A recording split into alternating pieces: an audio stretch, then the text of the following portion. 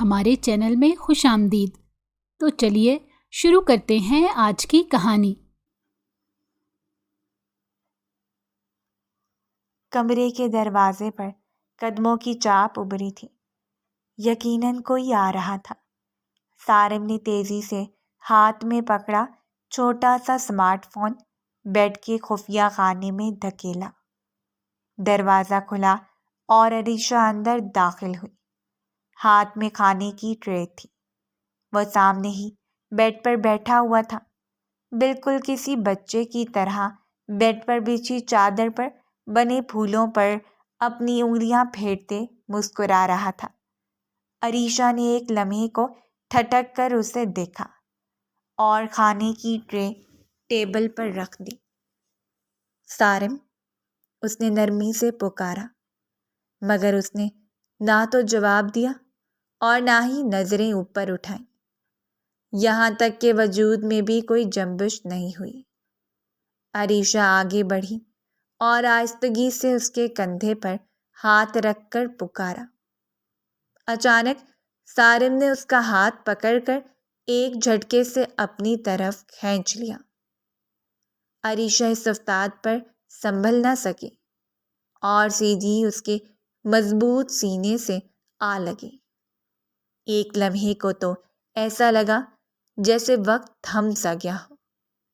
سارم خانزادہ کی گرفت مضبوط تھی، آنکھیں سرخ تھیں۔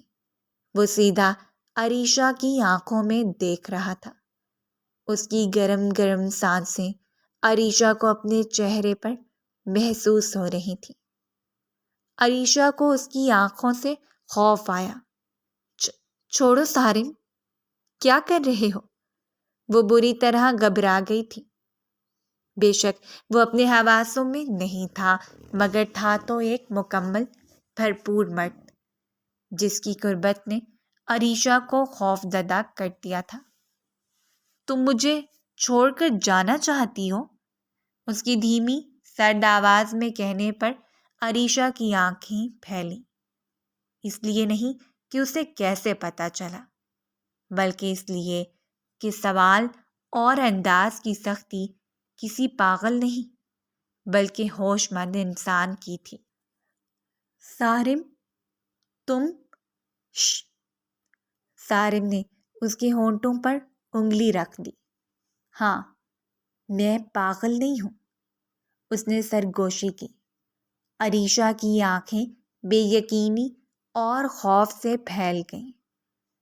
سارم خانزادہ، جو ایک بڑے اور رئیس خاندان سے تعلق رکھتا تھا، ایک سنجیدہ مزاج، پرجوش اور اصول پسند نوجوان تھا، جس کی براؤن چمکتی آنکھوں میں بڑے بڑے خواب تھے۔ ملک کے ناانصاف اور بدعنوان اداروں میں انصاف اور ایمانداری رائج کرنا، ملک دشمن عناصر سے ملک کو پاک کرنا، پولیس جیسے بدنام محکمے میں جانے کی اجازت تو باپ مہران خانزادہ اور دادا حاکم خانزادہ کی طرف سے نہ ملی، مگر بھرپور محنت سے وہ اسسٹنٹ کمشنر ضرور بن گیا۔ اس نے خود سے عہد کیا تھا کہ انڈر ضلع کو کرپشن، بدعنوانی اور ناانصافی سے پاک کرے گا، مگر اس کی نوبت نہ آ سکی۔ اسے نوکری جوائن کیے ہوئے تھوڑا ہی عرصہ ہوا تھا جب ایک دن کسی وزٹ سے واپس آتے ہوئے اس کی گاڑی کا خطرناک ایکسیڈنٹ ہو گیا تھا۔ خوش قسمتی سے بڑی تگ و دو کے بعد اس کی جان تو بچ گئی، مگر دماغی طور پر اسے شدید چوٹیں آئیں۔ وہ اپنا نام، پہچان، سب کچھ بھول چکا تھا، لہٰذا اسے اے سی کی پوسٹ سے ہٹا دیا گیا تھا۔ اس کا ذہنی توازن اس حد تک بگڑ گیا تھا کہ کبھی وہ زور زور سے ہنستا، کبھی روتا، بلا وجہ چیختا اور بچوں جیسی حرکتیں کرتا۔ اس کی اس حالت پر ماں باپ، دادا دادی، بھائی، قریبی چاہنے والے سب بے حد دکھی تھے۔ ان میں ایک عریشہ بھی تھی۔ عریشہ سارم کی پھوپھی ذات اور منگیتر تھی عریشہ گاؤں میں رہتی تھی اور سارم کو بے حد چاہتی تھی۔ جب اسے سارم کے ساتھ ہوئے حادثے کا پتہ چلا تو وہ شدید دکھی ہوئی اور سارم کو دیکھنے اپنے ننیال یعنی خانزادہ ہاؤس آ گئی۔ سارم کی دیکھ بھال کے لیے جو بھی نرسز یا کیئر ٹیکرز کو رکھا جاتا وہ سارم کے پاگل پن سے گھبرا کر دوسرے دن ہی بھاگ جاتے۔ یہ صورتحال سب کے لیے پریشانی کا باعث بنی ہوئی تھی۔ عریشہ کو خانزادہ ہاؤس آئے دوسرا دن تھا جب صبح کو اسے سارم کے کمرے سے شور کی آواز سنائی دی۔ وہ اندر گئی تو دیکھا ماموں ممانی نانی سب سارم کو منانے کی کوشش کر رہے تھے، مگر وہ نہ تو ناشتہ کرنے کو تیار تھا اور نہ ہی دوائی لینے کو۔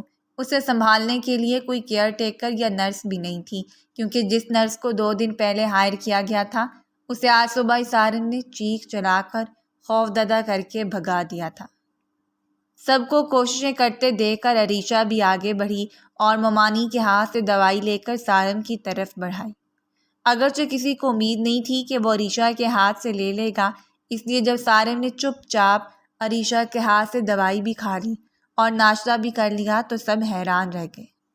سب نے عریشہ سے ریکویسٹ کی کہ جب تک سارم کسی اور سے مانوس نہیں ہو جاتا وہ یہیں رہ کر سارم کی دیکھ بھال کرے۔ عریشہ بھلا کیسے انکار کرتی؟ سارم خانزادہ اس کی محبت تھا جس کے ٹھیک ہونے کی دعائیں وہ ہر روز نماز میں مانگا کرتی تھی۔ سوا اس نے خانزادہ ہاؤس رہنے کا فیصلہ کیا۔ اب تینوں وقت کا کھانا، دوائی، سب کچھ وہی سارم کو دیتی تھی۔ سارم اس کی بات تو مان لیتا تھا مگر اسے زج بھی کر دیتا تھا۔ وہ سردیوں کی بارش تھی جس میں وہ بچوں کی طرح اچھلتا کودتا بھیگ رہا تھا۔ ماموں ممانی سب کوشش کر چکے تھے مگر وہ کسی کی بھی نہیں سن رہا تھا۔ عریشہ نے کچن کی کھڑکی سے اسے گارڈن میں بارش میں بھیگتے دیکھا۔ تیز بارش میں کھڑا وہ دونوں بازو پھیلائے دائرے کی شکل میں یوں گھوم رہا تھا جیسے کوئی کھیل کھیل رہا ہو۔ سردیوں کی بارش تھی لہٰذا بیمار ہونا یقینی تھا۔ وہ تیزی سے بھاگتی ہوئی آئی۔ سارم اندر چلو، تم بھیگ رہے ہو، بیمار پڑ جاؤ گے، اس نے قریب آ کر تیز سانسوں کے ساتھ سارم سے کہا، مگر سارم اندر جانے کی بجائے مزید زور زور سے گھومنے اور ہنسنے لگا اور عریشہ کے ہاتھ پکڑ کر اسے بھی اپنے ساتھ گھمانے لگا۔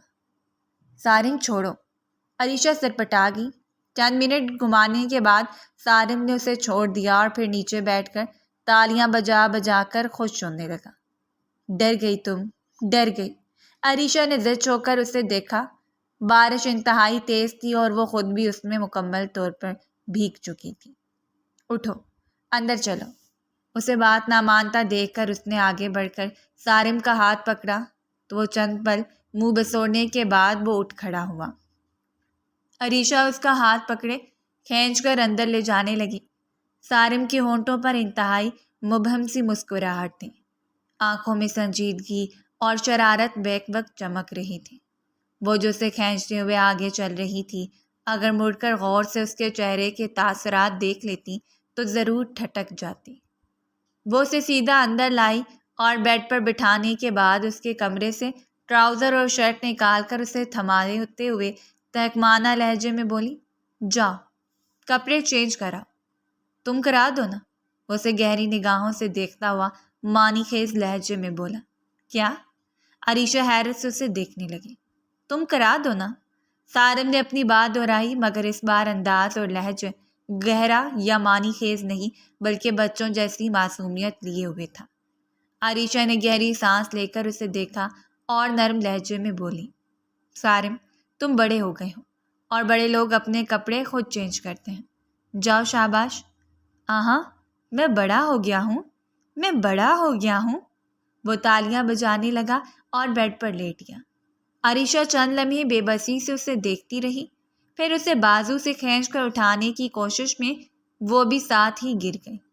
اسے عجیب سا لگا جیسے وہ گری نہیں بلکہ سارم نے گرایا ہو، مگر پھر اپنا وہم سمجھ کر جھٹکتے ہوئے اٹھ کھڑی ہوئی، کیونکہ سارم اپنے ہاتھوں کو ہوا میں گول گول گھمانے میں مصروف تھا۔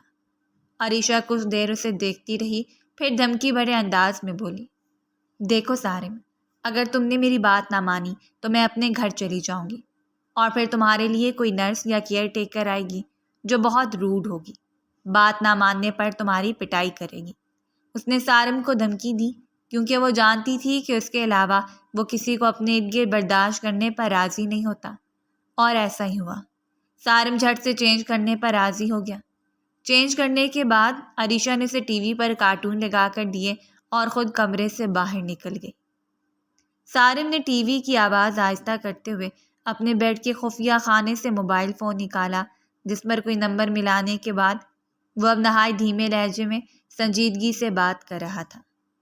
اگر کوئی دیکھ لیتا تو شاک رہ جاتا۔ پچھلے 6 مہینوں سے پاگل پن کا ناٹک کرنے والا سارم خانزادہ بالکل ہوش مند انسان کے روپ میں تھا۔ فون بند کرنے کے بعد اس نے مخصوص جگہ پر چھپا دیا اور بیڈ پر لیٹ گیا۔ اسے اب جلد سے جلد رات کا انتظار تھا۔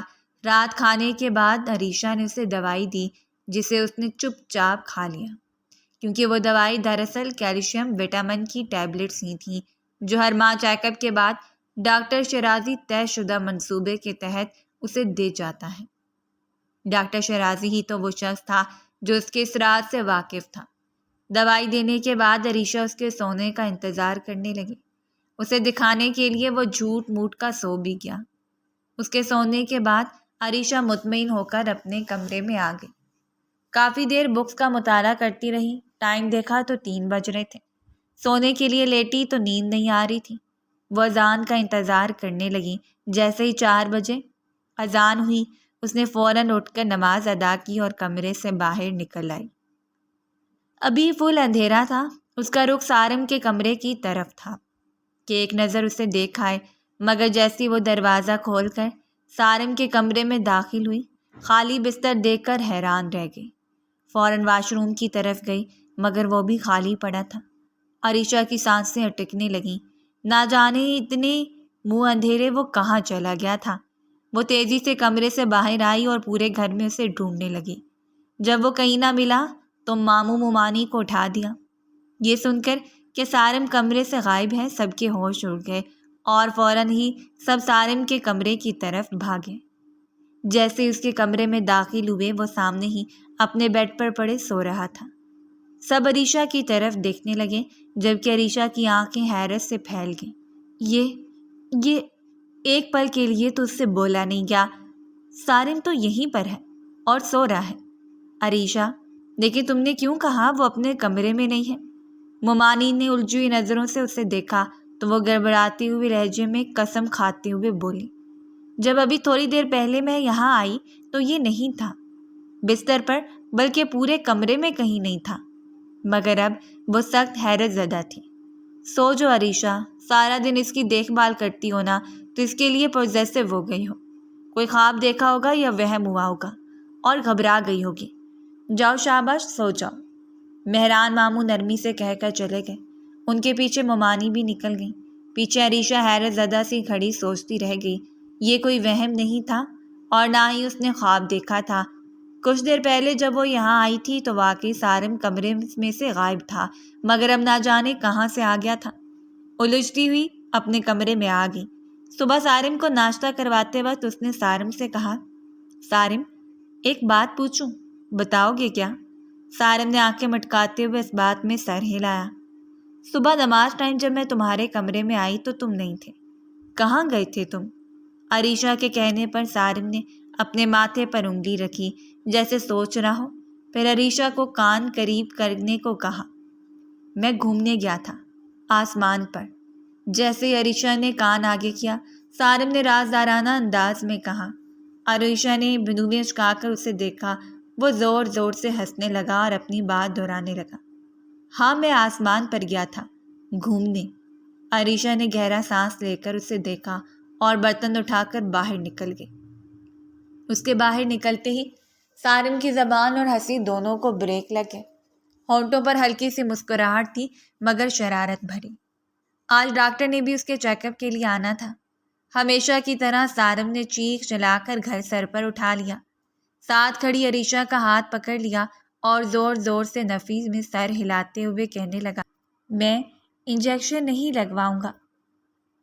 عریشہ جو سب کے سامنے سارم کا یوں ہاتھ پکڑنے پر سٹپٹائی جا رہی تھی، بڑی مشکل سے اسے ریلیکس کیا کہ انجیکشن نہیں لگے گا۔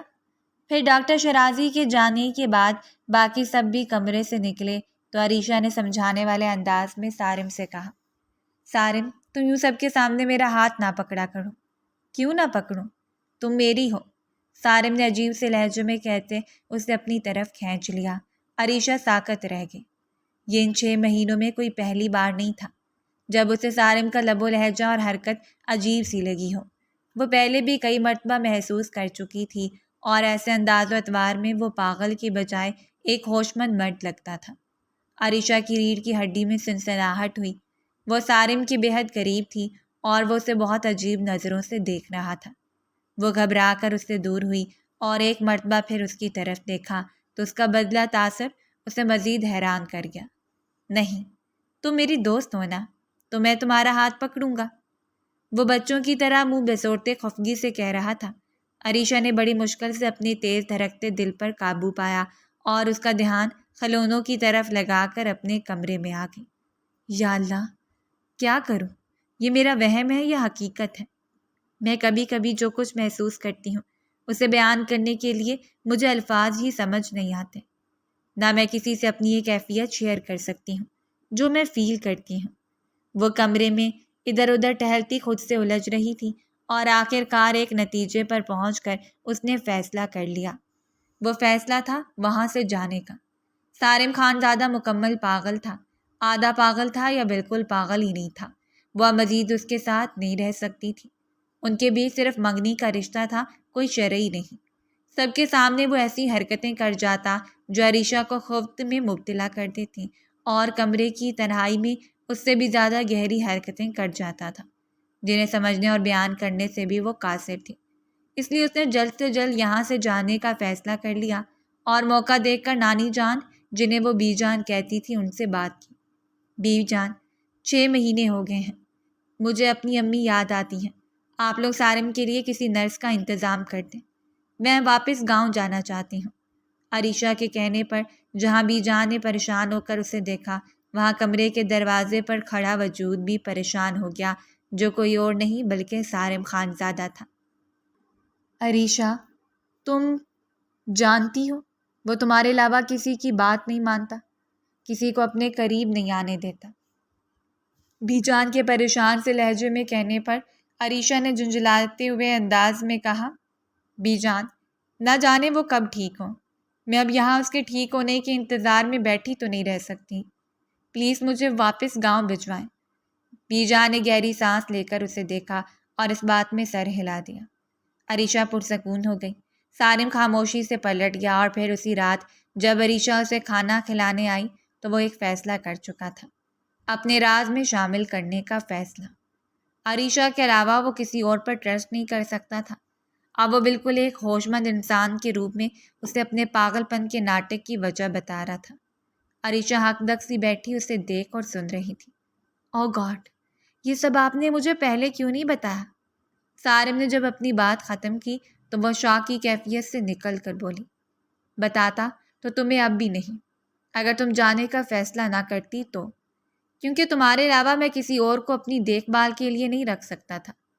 میری کسی حرکت سے مشکوک ہو کر اسے پتہ چل سکتا تھا کہ میں اصلی پاگل نہیں ہوں، تبھی آپ نے کسی نرس یا کیئر ٹیکر کو ٹکنے نہیں دیا۔ عریشہ کے پوچھنے پر وہ اس بات میں سر ہلاتے ہوئے مسکرایا۔ ویسے تم جانا کیوں چاہ رہی تھی یہاں سے؟ اتنی تنگ آ گئی تھی میرے کیئر کرتے کرتے؟ سارم نے مصنوعی خفگی سے کہا، تنگ میں کیئر سے نہیں ہوئی بلکہ آپ کی حرکتوں سے ہوئی۔ عریشہ نے منہ بنایا۔ ایسی کون سی حرکتیں کر دی تھی محترمہ؟ سارم نے اس کا ہاتھ تھام کر ذرا قریب ہوتے ہوئے گھمبیر لہجے میں کہا، یہی والی۔ وہ گھبراتے ہوئے دور کھسکی تو سارم نے کہکا لگایا، تم مجھ سے ڈرتی تھی کیا؟ اس نے دلچسپی سے پوچھا۔ ڈر کا تو پتہ نہیں، بٹ عجیب سا محسوس کرتی تھی۔ ویسے کیوں کرتے تھے وہ حرکتیں؟ عریشہ نے سوال کیا۔ کیوں کا تو پتہ نہیں، بس تنہائی میں تمہیں دیکھ کر تھوڑا بہکنے لگ جاتا تھا، اس لیے سرزد ہو جاتی تھی وہ حرکتیں۔ سارم کے مسکرا کر کہنے پر عریشہ نے اسے گھورا اور اٹھ کر جانے لگی تو سارم نے ہاتھ سے پکڑ کر روکا۔ یار رکو تو صحیح، تم نے بتایا نہیں کہ ساتھ دو گی یا نہیں؟ اس کے سوال پر عریشہ نے خفگی بھرے انداز میں دیکھا۔ آپ کو کیا لگتا ہے کہ ساتھ نہیں دوں گی؟ اگر مجھے پہلے بتا دیتے تو میں ریلیکس تو رہتی۔ راتوں کو آپ کے غائب ہونے اور پھر اچانک برآمد ہونے پر سوچ سوچ کر اتنی الجھن میں مبتلا تو نہ ہوتی رہتی۔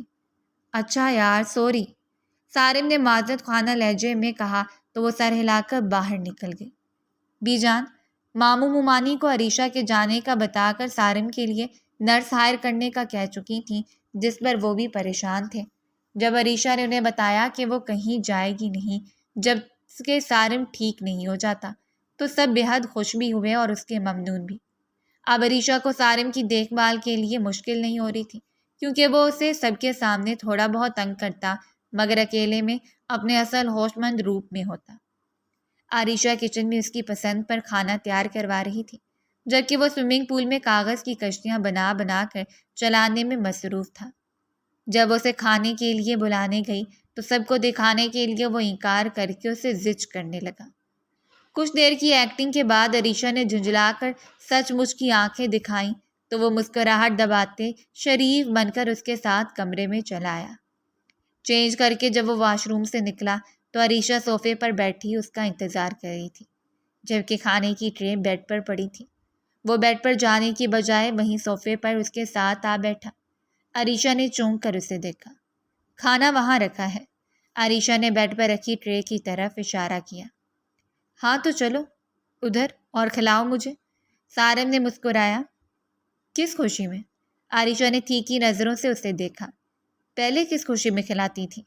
سارم نے جوابی سوال کیا۔ پہلے تو میں آپ کو پاگل سمجھتی تھی، ناٹک کر کے خوب ہلکان کیا مجھے، کھانے کے وقت سو نخرے کر کے زج کیے رکھا۔ عریشہ نے شکایتی انداز میں کہا تو وہ کہکا لگا کر ہنس دیا۔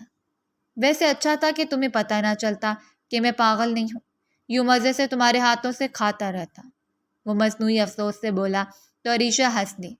سارم اسے منہ بناتا ٹرے اٹھا کر پھر سے اس کے ساتھ آ بیٹھا۔ کھانا کھاتے ہوئے وہ عریشہ سے آہستہ آواز میں باتیں کر رہا تھا جب ممانی اندر داخل ہوئی۔ عریشہ نے جلدی سے سارم کے ہاتھ سے چمچ لے لیا اور خود اسے کھلانے لگی۔ سارم بھی چپ چاپ سنجیدگی سے کھانے لگا۔ دن یوں ہی گزر رہے تھے۔ عریشہ کو جلد سے جلد سارم کے کام ہو جانے کا انتظار تھا، اس کے بعد وہ یہ پاگل پن کا ناٹک ختم کر دیتا۔ انہی دنوں اچانک خانزادہ ہاؤس میں سارم کے بڑے بھائی فہد کی شادی کی بات ہونے لگی۔ فہد کو کوئی لڑکی پسند آ گئی تھی اور وہ ہر صورت اسی سے شادی کرنا چاہتا تھا، جبکہ خانزادوں کے ہاں خاندان سے باہر شادی کا رواج نہیں تھا۔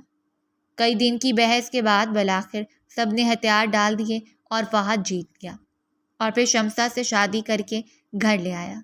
شمسہ ایک سلجھی ہوئی، خوش اخلاق اور باتونی لڑکی تھی۔ جلدی سارے گھر والے اسے پسند کرنے لگے سوائے عریشہ کے۔ نہ جانے عریشہ کو کیوں ایسے لگتا تھا کہ جیسی وہ دکھائی دیتی ہے ویسی ہے نہیں۔ اس نے سارم سے بھی یہ بات کہی، وہ بھی چونک گیا۔ اس کی نگاہیں چبھتی ہوئی محسوس ہوتی تھیں اور وہ بھی سارم پر۔ اسے محسوس ہوتا جیسے وہ سارم کے ارد گرد منڈلانے کی کوشش کرتی تھی، اس پر اور عریشہ پر گہری نظر رکھتی، سارم کے ساتھ باتیں کرنے کی کوشش کرتی، ٹٹولتی نگاہوں سے دیکھتی۔ عریشہ کو گڑبڑ محسوس ہونے لگی۔ عریشہ نے یہ بات سارم سے بھی کہی تو وہ بھی چوکنا ہو گیا۔ ایک دن عریشہ نے اسے سارم کی دوائیاں چیک کرتے ہوئے دیکھ لیا۔ عریشہ کے پوچھنے پر وہ مسکرا کر ٹال گئی، مگر عریشہ کے دل میں کھٹکا لگ گیا تھا۔ وہ بھی شمسہ پر پوری نگاہ رکھنے لگی۔ پھر ایک دن اس نے شمسہ کو کسی سے فون پر بات کرتے سن ہی لیا۔ میں ابھی تک صحیح سے پتہ نہیں لگا سکی کہ وہ واقعی پاگل ہے یا پھر ناٹک کر رہا ہے، مگر اس کی دوائیاں میں نے چیک کی ہیں، وہ مجھے کچھ خاص نہیں لگی۔ اور یہ لڑکی عریشہ، اس کی منگیتر، یہ بھی مجھ پر نظر رکھتی ہے۔ اس کا مطلب ہے دال میں کچھ کالا ہے۔ اگر نہ ہوتا تو یہ مجھ پر نظر کیوں رکھتی بھلا؟ عریشہ نے یہ ساری باتیں جا کر سارم کو بتا دی۔ اس کا مطلب یہ ہے، یہ آئی نہیں بلکہ اسے بھیجا گیا ہے، وہ پرسوچ انداز میں بولا اور پھر کہنے لگا، ٹھیک ہے، اس پر نظر رکھو۔ کچھ دنوں بعد عریشہ مارکیٹ گئی تو واپس نہ آئی۔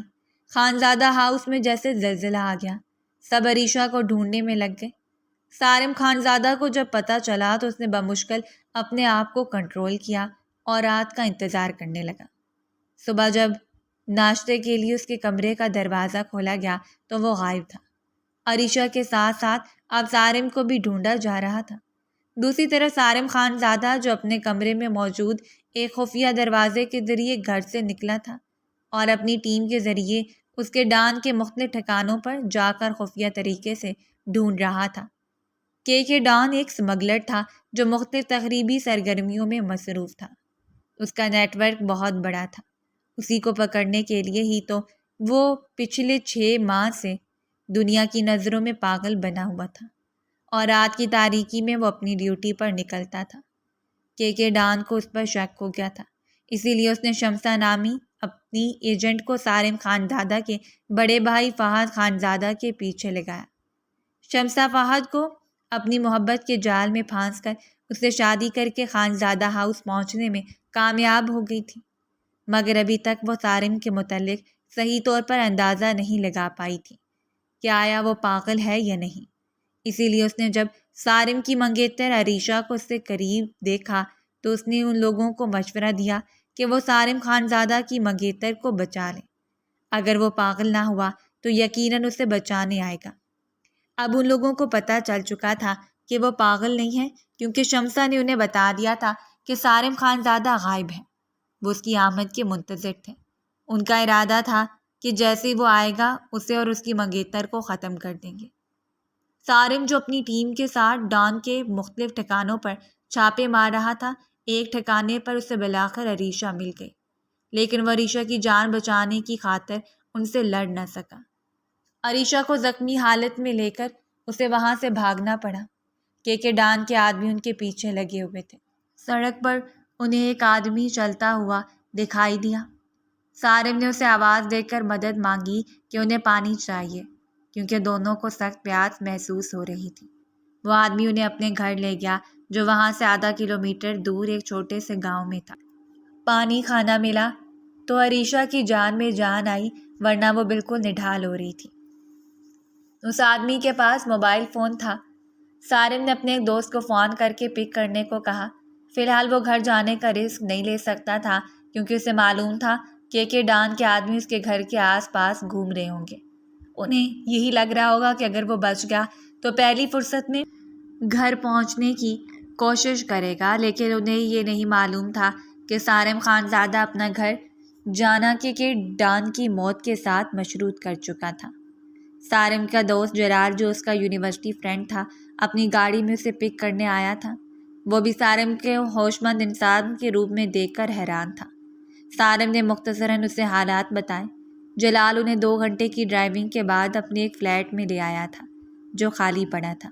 ضرورت کی تمام چیزیں مہیا کرنے کے بعد اس نے صارم سے کہا وہ جب تک چاہے یہاں رہے۔ صارم نے اس سے کچھ مزید فیور مانگی، ایک مولوی اور چند گواہوں کو لانے کی۔ جلال حیران ہوا، لیکن اس نے سوال نہیں کیا۔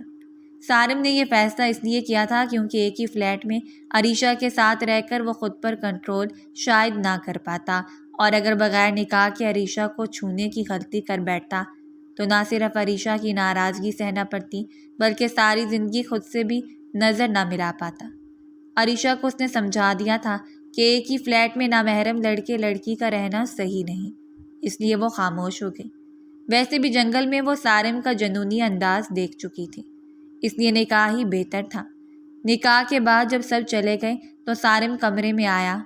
عریشہ صوفے پر بیٹھی اپنے ہاتھوں کو دیکھ رہی تھی۔ صارم نے دروازہ بند کر دیا اور قدم عریشہ کی طرف بڑھائے۔ عریشہ کا دل دھک دھک کرنے لگا۔ وہ اس کے بے حد پاس آ کر بیٹھ گیا تھا۔ کیا سوچ رہی ہو جانے من؟ اس نے عریشہ کے دونوں ہاتھ اپنے ہاتھوں میں لیتے ہوئے بوجھل لہجے میں کہا۔ کچھ نہیں، عریشہ نروس ہوئی۔ صارم مسکرایا۔ اس سے پہلے وہ کچھ کہتا اسے فون آنے لگا۔ یہ فون اسے جلال نے دیا تھا، جس پر صارم نے اپنی ٹیم سے رابطہ کیا تھا۔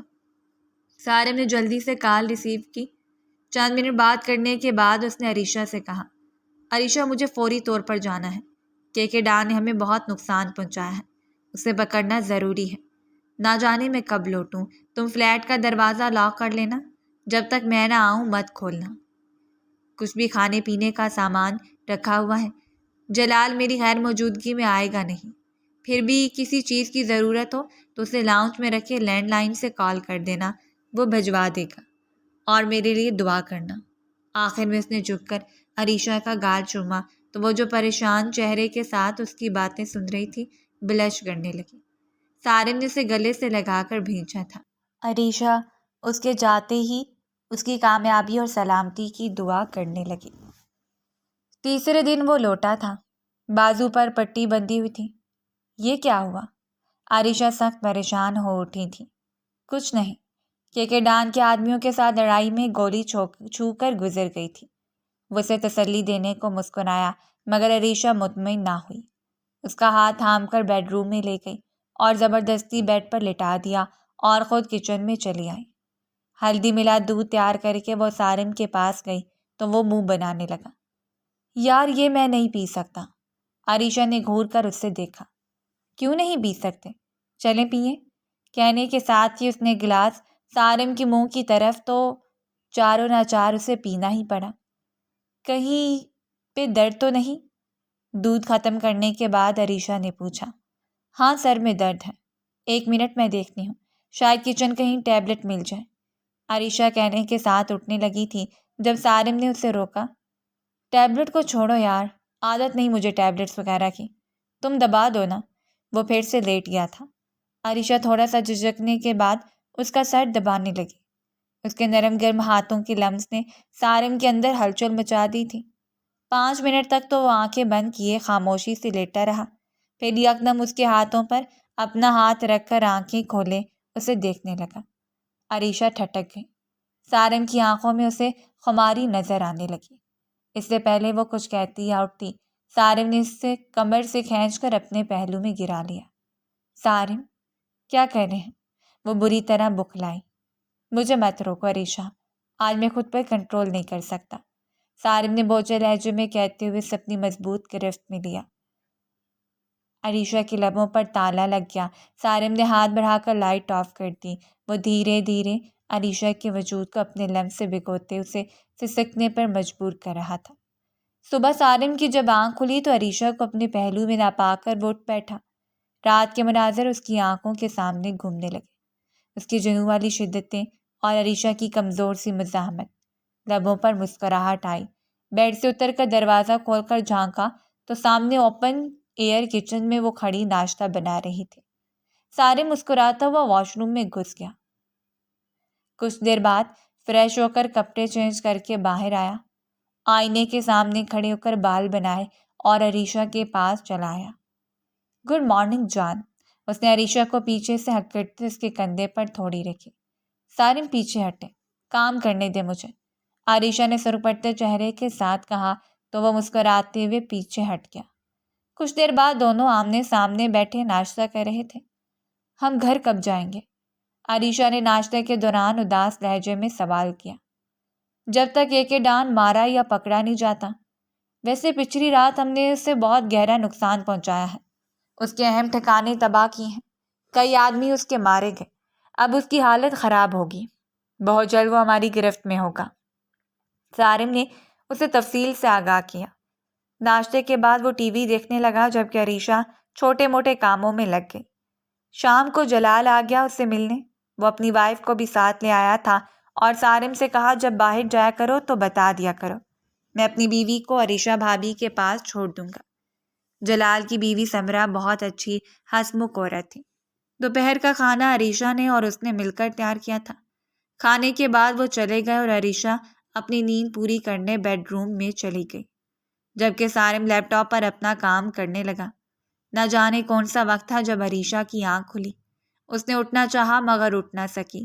گردن موڑ کر دیکھا تو سارم اس کے بے حد قریب اسے اپنی گرفت میں لیے سو رہا تھا۔ چند منٹ تو وہ بے حس و حرکت رہی، پھر دوبارہ اٹھنے کی کوشش کی تو سارم نے نیند میں کسمسا کر اس کی گرفت مضبوط کر لی۔ عریشہ کو لگا جیسے وہ جاگ رہا ہو۔ سارم اٹھنے دینا، اس نے کندھے جھنجھلا کر کہا۔ کیوں اٹھنے دوں؟ کہاں جانا ہے تمہیں؟ چپ چاپ سوئی رہو، ورنہ میں مکمل طور پر جاگ گیا تو تمہاری صحت کے لیے اچھا نہیں ہوگا۔ سارم نے بند آنکھوں کے ساتھ اسے دھمکی دی۔ عروشہ نے تھوک نگل کر اسے دیکھا۔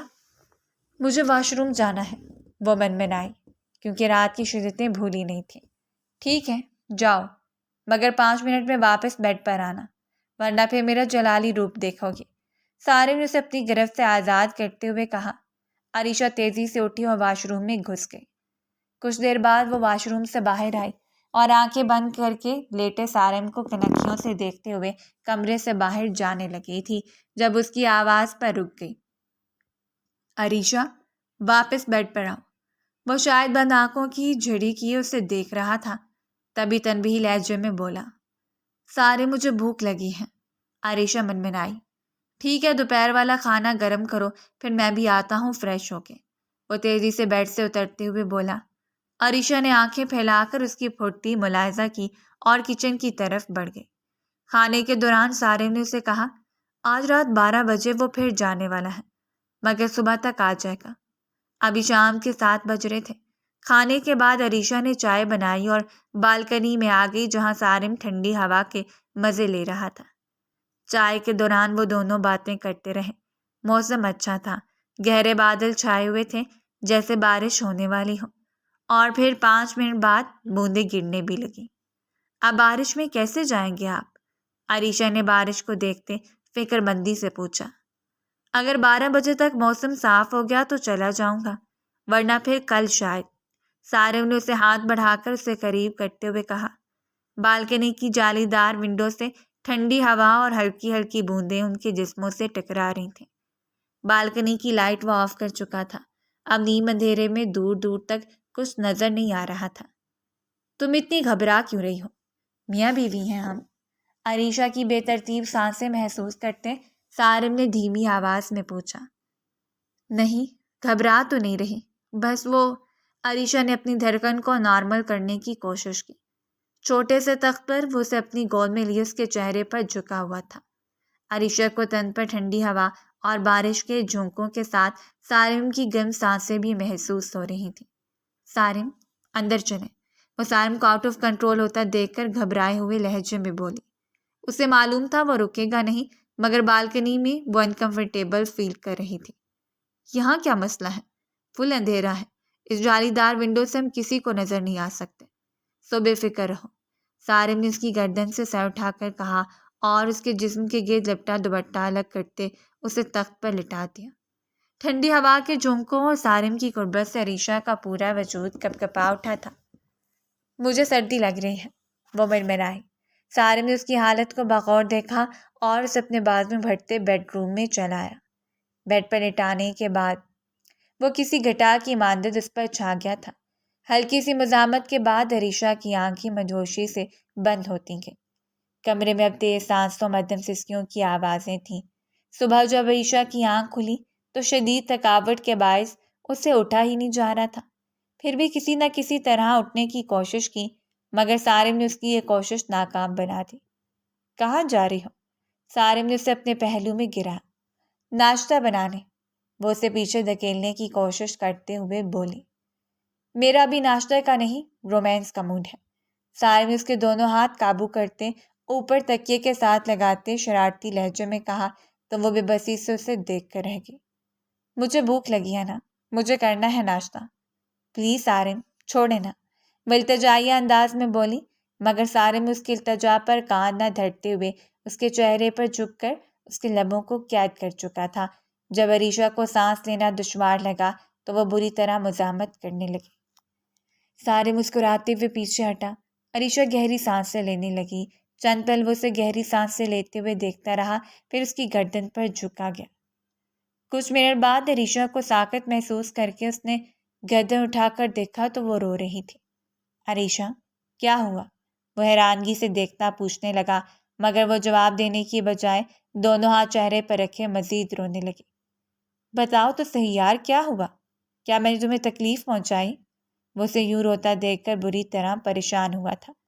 عریشہ نے نہ جواب دیا نہ اپنے چہرے سے ہاتھ ہٹائے۔ سارم سیدھا ہو کر پیچھے ہٹا اور عریشہ کو کندھوں سے تھام کر اٹھا کر بٹھا دیا۔ بتاؤ نا، کیا ہوا؟ گھر والے یاد آ رہے یا میں نے ہرٹ کیا ہے؟ وہ زبردستی اس کے ہاتھ چہرے سے ہٹاتے ہوئے متفکر لہجے میں پوچھنے لگا۔ اسے عریشہ کا رونا تکلیف دے رہا تھا۔ دونوں، عریشہ سوں کرتی ناک کے ساتھ بھرائے ہوئے لہجے میں بولی تو سارم کو ندامت ہوئی۔ واقعی رات اسے بہت تھکا چکا تھا اور اب صبح بھی تنگ کیے جا رہا تھا، تو ایسے میں اس کا خفا ہونا تو بنتا تھا۔ آئی ایم سوری یار، اسے سینے سے لگاتے شرمندہ لہجے میں بولا۔ اچھا اب جاؤ فریش ہو جاؤ، آج ہم مل کر ناشتہ بنائیں گے۔ اسے سینے سے لگا کر چپ کرانے کے بعد وہ محبت بھرے لہجے میں بولا تو عریشہ سر ہلاتی ہوئے اٹھی اور واش روم میں چلی گئی۔ سارے موبائل پر اپنی ٹیم سے رابطہ کرنے لگا۔